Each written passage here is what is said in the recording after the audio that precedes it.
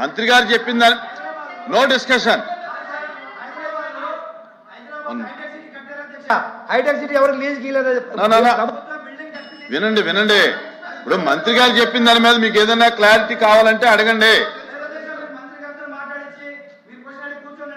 అధ్యక్ష ప్రజలకి నిజాలు తెలియాలి. ఏంటి కుదరదు? ప్రజలకు నిజాలు తెలియాలి అధ్యక్ష. అధ్యక్ష ప్లీజ్ ప్లీజ్ అధ్యక్ష అడిగారు అధ్యక్ష, నా టీసీఎస్ కి భూమి ఇవ్వకూడదా, కాగ్నిసెంట్ కి భూమి ఇవ్వకూడదా, మదర్సన్ కి భూమి ఇవ్వకూడదా, రహేజాకి భూమి ఇవ్వకూడదా, మంత్రి గారు ఏఎన్ఎస్ఆర్ అధ్యక్ష వీలే పిల్లి వేయించారు అధ్యక్ష. దీనిపైన కోర్టులో పిల్లి వేపిస్తారు, కోర్టు కూడా ముట్టుకాయలు వేసింది అధ్యక్ష. తెలుసుకోమని చెప్పండి దయచేసి.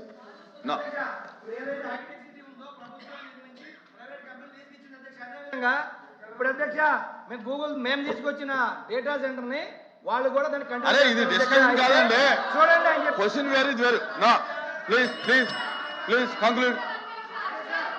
నా నా నా question number 14237 minister for Durgesh గారు. నా నా నా ఎల్ఓపి గారు కూర్చోండి. ఎల్ఓపి గారు మాధవ్ కూర్చోవాలి, మాధవ్ కూర్చోవాలి. నా ఎల్ఓపి గారు అధ్యక్ష బాబు మాధవ్ గారు, అరే అరే ఏ వాట్ ఈస్ దిస్? మాధవ్ గారు ఎల్ఓపి గారు మాట్లాడుతుంటే నువ్వు కూర్చోవా, చూసుకో సభలో ఏం జరుగుతుందో చూడు. అధ్యక్ష అధ్యక్ష ప్లీజ్ ప్లీజ్ ప్లీజ్ ప్రభుత్వం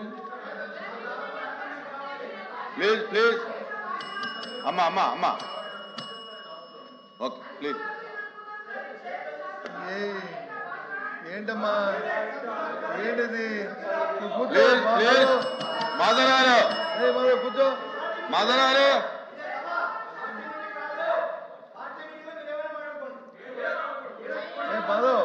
మాధవ్ గారు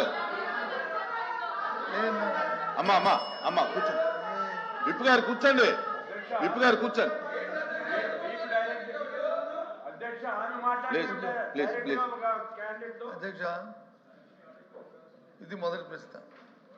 ప్రభుత్వం వచ్చి ఏదో వారికున్న టెక్నికల్లో లేకపోతే వారికున్న బిజినెస్ కారణాల వల్ల 8వ ప్రశ్న మొదటి ప్రశ్నగా తీసుకొచ్చారు.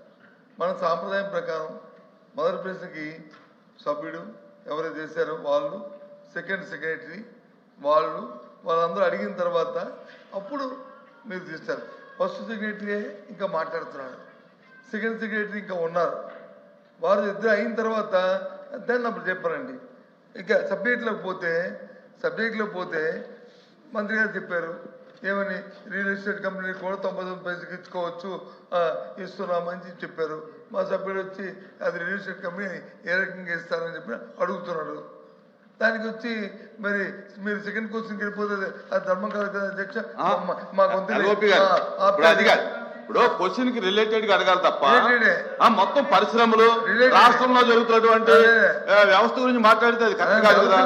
నేను వ్యవస్థ గురించి మాట్లాడే రిలేటెడ్ అడగమనండి. ఎల్ఓపి గారు క్వశ్చన్ కి రిలేటెడ్ అడగమనండి. దీంట్లో 3 క్వశ్చన్లు అడిగారు, ఆ 3 క్వశ్చన్లకి మంత్రి గారు సూటిగా సమాధానం చెప్పారు. దాని మీద ఏదైనా డౌట్ ఉంటే క్లారిఫికేషన్ కావాలంటే అడగమనండి. అంతే తప్ప టోటల్ ఇండస్ట్రియల్ పాలసీ మీద అవన్నీ జరగాలంటే దాన్ని షార్ట్ డిస్కషన్ పెట్టాలి తప్ప దీంట్లో ఎలాగొస్తాయి అన్ని. దయచేసి మన మంత్రి గారు కూడా మన మెగ్రీన్ మినిస్టర్ గారు కూడా మధ్యలో ఇంటర్వ్యూ అయ్యారు, ఆయన కూడా చెప్పారు షార్ట్ డిస్కషన్. దాని మీద ఎవరి అభిప్రాయాలు వరకు ఉన్నాయి. దయచేసి ముందు ఆ క్వశ్చన్ కంప్లీట్ అయితే దాని మీద మా విధానం కూడా, మా పార్టీ విధానం కూడా మాకు ఉంది. దయచేసి మేము దీనికి చెప్పదలుచుకున్నాం కాబట్టి ఆ సభ్యుడికి తర్వాత సెకండ్ సెక్రటరీకి అవకాశం ఇవ్వండి అధ్యక్ష. ఆ తర్వాత థర్డ్ ప్రొసీడింగ్కి మరి క్వశ్చన్ మీద అడగమనండి, ఇబ్బంది ఏం లేదు. క్వశ్చన్ మీద అడగమనండి. ఉండు అయిపోయింది దాని మీదే. ఒక్క నిమిషం, మీది కంప్లీట్ అయిందండి? మీకు కంప్లీట్ అయిందా? అందుకని సభ్యుడికి ఆ తర్వాత వచ్చి సెకండ్ సెక్రటరీకి ఇచ్చిన తర్వాత దాన్ని మీరు మీ బిజినెస్ మీరు అడిగితే మాకు అభ్యంతరం. అంటే డిబేట్ అవ్వకుండా అడగమనండి, ఇబ్బంది ఏం లేదు. ఇప్పుడు ఎంతమంది సిగ్నేచరీస్ ఉంటే అంతమందికి ఇస్తాం, ఇబ్బంది ఏం కాదు. కానీ డిబేట్ అవుతుంటే సబ్జెక్ట్ డిబేట్ అయిపోతుందండి. అది ముందు ఆ వాచ్ టైమింగ్ అది మార్చాలి అధ్యక్ష, టైం తప్పు ఉంది అది.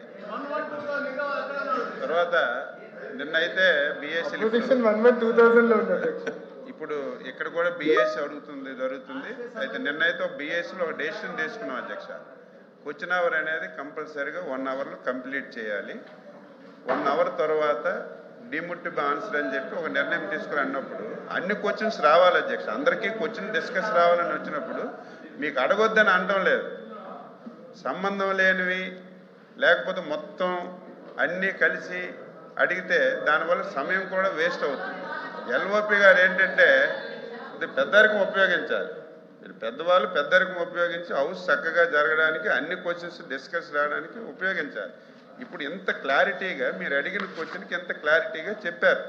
రహీజా అనేది ఒక రియల్ ఎస్టేట్ వ్యవస్థ కాదు. రహేజా వాళ్ళు బిల్డింగ్లు కట్టిన తర్వాత ఆ బిల్డింగ్లో కూడా చాలా పరిశ్రమలు వచ్చాయి. ఆ పరిశ్రమల ద్వారా లక్షలాది మందికి ఉద్యోగాలు వచ్చాయని స్పష్టంగా చెప్పారు.